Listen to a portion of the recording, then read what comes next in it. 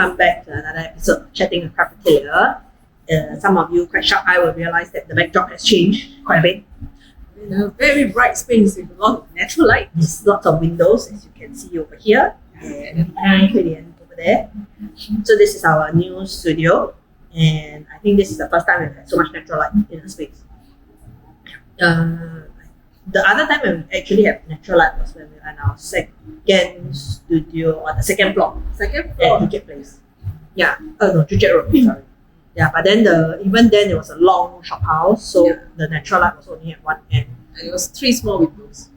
Quite limited. But now we have lots and lots of light. Yeah, which makes it great for crafting. So because we even installed, you might see we even installed like white light. Actually these lights can change colour. Become warm colour, can become orange or So in the evening you can change it to warmer colours. Yeah. So that allows us to have lots and lots of light for all of you to come here and craft. I think we say all of you to come here and craft also because I think in this space the setup is going to be a bit different from what you are maybe used to. For those of you who know us from 58 Joo Place, it will be somewhat different. That was a very retail-oriented space because we were by the road, people just walk past. It was very designed for walk-in There's a lot of come in to buy stuff. There's a lot of display items so that it's supposed to be, attractive. Actually, to be fair, when we first moved into 58 Joo Place, there wasn't so much retail because our workshop, our looms were up front. Yeah, then it was only in the reconfiguration. About a year in. Then we had a lot more retail focus.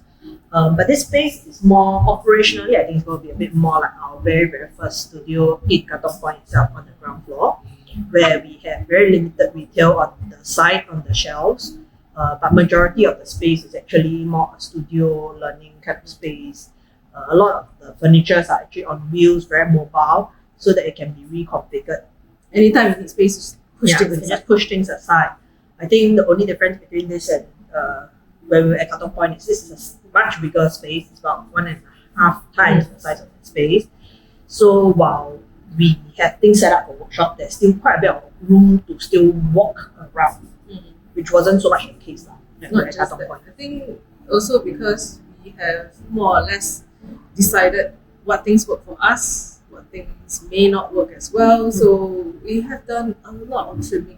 Yes, a lot. And we've done cut back on a lot of things. I think previously when space was when we had space, I think at 58 Joo Place we really had a lot of space. We were very spoiled with a lot of space, so we accumulated a lot of things. And then I think moving here, it's also good that we moved here at our 5th year mark. I think those of you who watch our 5th year anniversary video would know that we've been spending a lot of time asking ourselves what do we want to focus on. And I think what we really see as our strength is really to get people to do things, to enjoy the process of making, or whether it's the outcome of the making that you want to do, to focus more on those aspects of it, and to facilitate that as much as we can. And I think we really do enjoy helping people find the right tools for their craft. And it is about careful curation, not so much of random something. Yes. So I think a lot of the things that we decided to keep are really very much things that we would use ourselves, and that we would buy for our own craft. And then for certain things that we don't carry, we just want to know where. I think we typically know where you can get them locally or on the internet. And we've been doing a lot of that, which is to redirect people if necessary. Like things that we do carry is because we find them good. Yep. And we like the quality, we like how they function, but it may not be for everybody. So if you're looking for something else, you can usually directly to whatever you're looking for. I think what's safe to say is whatever is here are the things that we would use in our own workshop. So that's where we put our quality assurance behind it. I think the studio is very much compared to where it would be. I think it would probably be a couple of months before we truly, before it would really settle into a more permanent kind of layout where things are. Yeah, we're still adjusting things here and there. I think as we run events and run workshops in this space, then we kind of know what works, what doesn't work. And people who come in will be like, you know what, actually you could maybe make adjustments because this is a place for crafters. And we probably will take feedback and say, how could we, have better use of the space. I think for those of you who know us well, you also realize that we do that a lot. Like every time we go into a space, actually we do in the course of using the space, upgrade, like change the layout, make it better. Like it's a constant process of iteration, very much a maker's kind of philosophy where it's not like you're never permanently stuck with that. You just keep finding ways to make it better for you. Like even the furniture, like this table that you see here used to be a cabinet. This one over here used to be a cabinet, and then we've just like over the course of moving, relocating, reshape their use. It's probably the best use for them here in this space rather than stacked up as cabinets, because we want to keep like an open line of sight. Like when you come in all the way, you can see the greenery right behind you. And that's part of the reason why a lot of our furnitures are on wheels. So we want that flexibility, and I think in this space we're not going to see like very tall stuff. We generally try to keep things very lean, very like low height. So yeah, so you just get a sense of just the space. I think in terms of looms, we still will have the looms that you would see they tend to fold up. I think it's also to show people like what kind of configuration could really work for themselves. We generally have pretty tight spaces to work with at home. Yeah. Not a lot of people have the luxury of space. Yeah, it's a bit difficult to keep your looms open and just park there and take your time over projects. That's a bit of a luxury. So in case you're wondering where I moved to, for those of you who haven't quite caught on to the address, we're actually at 80 Changi Road. This is not in Changi, like Changi Airport, Changi. Changi Road is actually along Jalan Eunos area.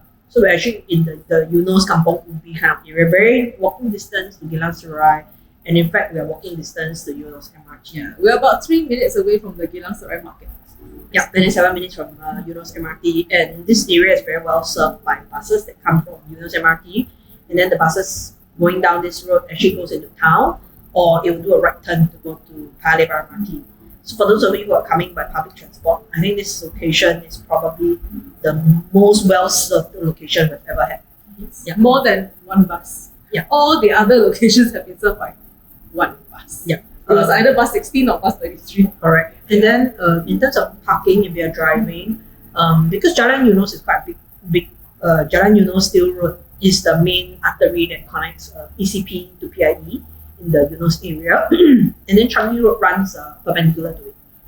So we're actually located along like the big main roads already, and there's parking in this building itself. Not a lot; it's only a one-level parking, but it's in the basement, sheltered. And then around us there is street parking, but very very limited. Understandably, at certain times of the year, it may be a bit more challenging to come. Like right now, while we're filming this, it's actually the Ramadan period right now. So towards the evening, you will find traffic tends to be a bit heavier here. But the light up is brilliant. Like right next to our window is the whole stretch of light up. Yeah. And it's amazing, it's so colourful, it's so festive. Yeah. Lots of good food in this area also. Yes. Yeah. So if you're coming up, this is after all, like the first two levels of this building is retail, but the third floor and up is a little bit more office and school in nature. So you wouldn't see a glass front for our studio. We no longer have. Correct. Yeah. And I think that's also where we're saying that we're moving away from the walk-in aspect of it. If you were coming, we would encourage you to really put in an appointment. At this point in time, for the transition period, as people get used to the new location, we are trying to keep our existing hours, but given that there's actually not going to be any walk-in format, like there might be walk-in retail for us. There might be some slight adjustments to timing overall. Yeah, we may not like really stay here till 6 p.m. or stay here till 9 p.m. because then it's not like anybody will just walk in at any point in time. So we will still advise that you message us either on Instagram, WhatsApp, or Facebook to just check to let us know you're coming in. Also because we don't have so much things displayed out for retail. If you're coming to shop, it really helps if you tell us so that we have a bit of time to like go to the storeroom and check out what you want to see. And moving ahead, whatever that we have that is in stock will be a lot more limited compared to what we used to have. Yeah. That is simply because we don't have the space to store as much stock. Yeah. I think we're going towards a more like a studio school kind of focus rather than a retail focus with this new space. We will be rolling out probably new ways in which you can use the space that we have, whether for your own explorations, using the tools and the equipment here, or you want to have your own little group. I think we're trying to also see if we can build more interest group kind of work here, and that really will be our focus, to really make full use of the natural light, like the light and the space that we have. So, given this arrangement, we are likely to be offering more opportunities for people to pop by to do consultation, for you to work on your own individual projects, because we are keeping our resources. So, we still have our little library that's right at the back, right? So, that has not changed. But we're probably able to offer a better consultation experience given this environment. You will not have so many people popping by, walking in, and then we have a doorbell. So yeah, pretty much this is the space. We reopen. This space will open back to the public from the 21st of March onwards. Please remember to let us know. Try and tell us in advance if you're coming, so that we are actually prepared for you to visit. Just a text. Yeah, just a text to say that, I'm thinking of popping by at this time. I think it will help us a bit manage the kind of reception that you would be able to get when you come here, because we'll be ready for you and stuff like that. And also, then at least we can give you instruction on how to find us. And also, it's a better, easier way for us to gauge what kind of opening hours should we keep for the new space, right? So it'll be easier to let us know, what kind of timings would be good for most people to pop by. Yep. Okay. So I think we just dropped in to do a quick chat.